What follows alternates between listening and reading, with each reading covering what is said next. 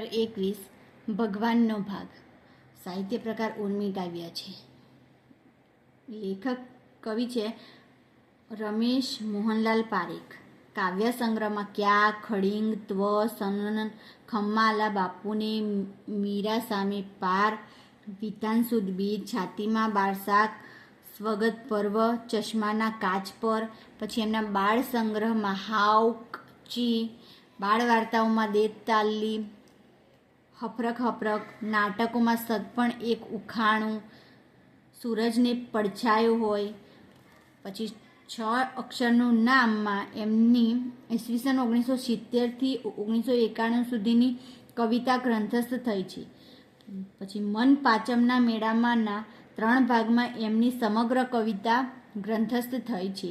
એમને કુમારચંદ્રક, ઉષ્મા સ્નેહ રશ્મિ પારિતોષિક, નર્મદચંદ્રક, રણજીતરામ સુવર્ણચંદ્રક, સાહિત્ય અકાદમીનું પારિતોષિક અને નરસિંહ મહેતા એવોર્ડ મળ્યા હતા.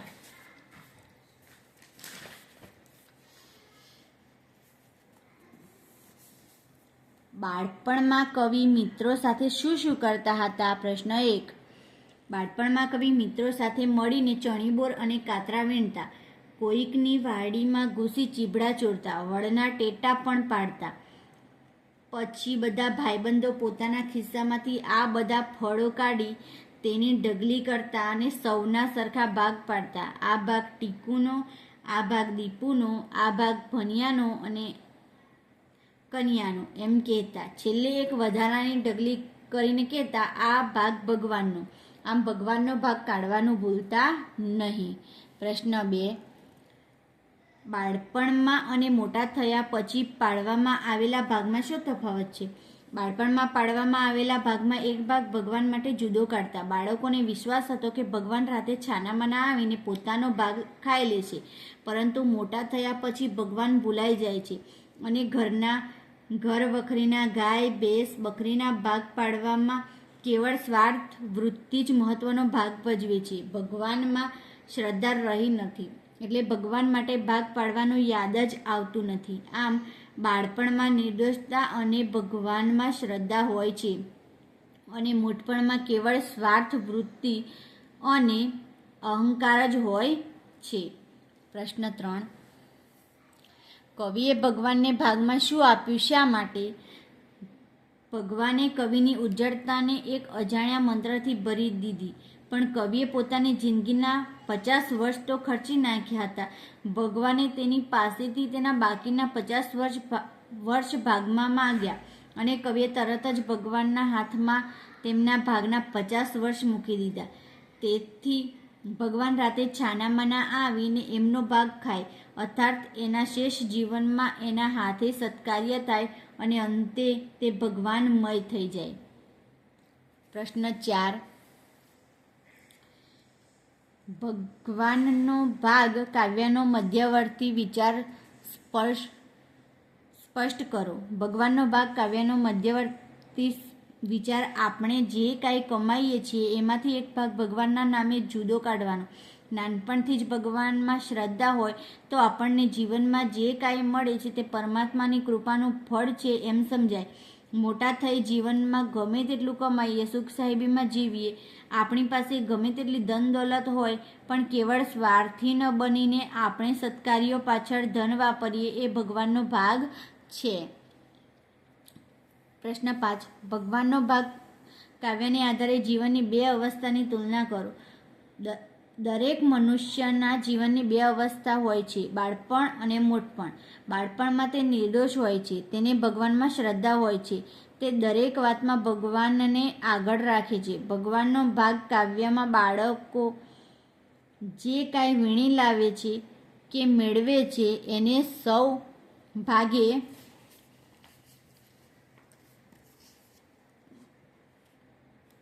પડતા વહેંચી લે છે. એમાં ભગવાનને પણ ભૂલતા નથી. તેઓ માને છે કે ભગવાન રાતે છાનામાના આવીને પોતાનો ભાગ ખાઈ લે છે. પછી એ જોવા જતા નથી કે ભગવાને પોતાનો ભાગ ખાધો કે કદાચ ભગવાન રૂપે કોઈ ગરીબ બાળકે ખાધો. આ એક પ્રકારનું સત્કર્મ જ કહેવાય. પરંતુ આ શ્રદ્ધા મોટપણમાં રહેતી નથી. તે મોટપણમાં ઘણું કમાય છે, ઘણી સુખ સંપત્તિ મેળવે પણ ભાગ પાડવાનો વખત આવે ત્યારે તે ભગવાનને ભૂલી જાય છે. ભગવાનનો ભાગ કાઢવો અર્થાત સત્કાર્યો કરવા એને રબીશ એટલે કે વહિયાત લાગે છે. એ એનું સ્વાર્થીપણું અને અહંકાર સૂચવે છે. પ્રશ્ન 6. મોટા થવાની સાથે જ ઈશ્વર હાંસિયામાં ધકેલાઈ જાય છે. આ વિધાનની યથાર્થતા ભગવાનનો ભાગ કાવ્યને આધારે જણાવો. મોટા થયાની સાથે જ ઈશ્વર હાંસિયામાં ધકેલાઈ જાય છે. આ વિધાન ભગવાનનો ભાગ કાવ્ય વાંચતા તદ્દન સાર્થક લાગે છે. મોટપણમાં માણસ સુખ સાહેબી, ધન દોલત, માન મોટપ, સગા સંબંધીઓ, સાંસારિક આનંદ પ્રમોદ વગેરેમાં રાચતો હોય છે. તે વખતે તેના જીવનમાંથી ઈશ્વર હાંસિયામાં ધકેલાઈ જાય છે. પરિવારના સભ્યોમાં ભાગ પાડવાની વાત આવે ત્યારે તે ઘરની ઝીણી ઝીણી વસ્તુઓના ભાગ પાડવાનું ભૂલતો નથી. તે વખતે કોઈ ભગવાનનો ભાગ પાડવાનું કહે તો એને એ વાત રબીશ, વાહિયાત લાગે છે. એ એની સ્વાર્થ વૃત્તિ અને અહંકાર દર્શાવે છે. 3-4 વાક્યોમાં ઉત્તર લખો. પ્રશ્ન 1. કવિ કોનો ભાગ જુદો કાઢવાનું ચૂકી ગયા? શા માટે? કવિ ભગવાનનો ભાગ જુદો કાઢવાનું ચૂકી ગયા કારણ કે જીવનમાં ઘણું કમાયા, પુષ્કળ સુખ સંપત્તિ, ભોગવિલાસ, સગા સંબંધીઓ, સાંસારિક પ્રેમ વગેરે મેળવ્યા. એમાં પોતાની સ્વાર્થ વૃત્તિને કારણે ભગવાનનો ભાગ કાઢવો એ એમને રબીશ, વહિયાત લાગ્યું. ભગવાન તે વળી કઈ ચીજ છે એવું અભિમાન આવ્યું. પ્રશ્ન 2. કવિ પોતાના હાથને પાનખરની ડાળી જેવા શા માટે કહે છે? કવિ પોતાના હાથને પાનખરની ડાળી જેવા કહે છે કારણ કે આટલી સુખ સંપત્તિ હોવા છતાં તેમના હાથે એક પણ સત્કાર્ય થયું જ નથી. આથી સત્કાર્યો વિનાના ખાલી હાથ પાનખરની ડાળી જેવા ઉજ્જળ લાગે છે. 1 વાક્યમાં ઉત્તર લખો. શૈશવમાં કવિ મિત્રો સાથે શેનો ભાગ પાડતા? ચણીબોર, કાતરા, ચીબડા અને વળના ટેટાના ભાગ પાડતા. પ્રશ્ન 2. વધારાની ઢગલી કોના માટે રહેતી? ભગવાન માટે. પ્રશ્ન 3. ભગવાન પોતાનો ભાગ ખાવા ક્યારે અને કેવી રીતે આવતા?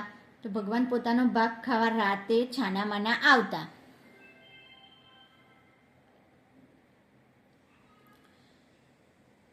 પ્રશ્ન 4. મોટા થયા પછી શાના ભાગ પડ્યા હતા?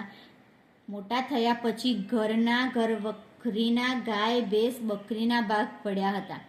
5. ભગવાને સપનામાં આવી શું કહ્યું? ભગવાને સપનામાં આવી કહ્યું, લાવ મારો ભાગ.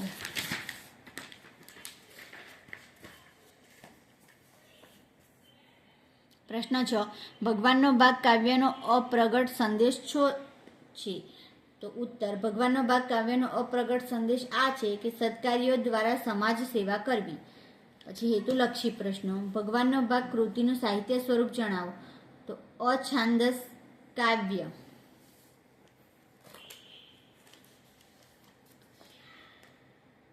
એટલે કે ઉર્મી કાવ્ય. પછી પ્રશ્ન 2. ભગવાનનો ભાગ કાવ્યના કવિનું નામ જણાવો. તો રમેશ પારેખ. વિકલ્પો. સત્કાર્યો વિનાના ખાલી હાથ કેવા છે? તો પાનખરની ડાળી જેવા. વ્યાકરણ વિભાગ. વાક્ય રૂપાંતર કરો. સૌ રમવા દોડી જતાનું ભાવે વાક્ય બનાવવાનું છે. તો સૌથી રમવા દોડી જવાતું. પ્રશ્ન 2.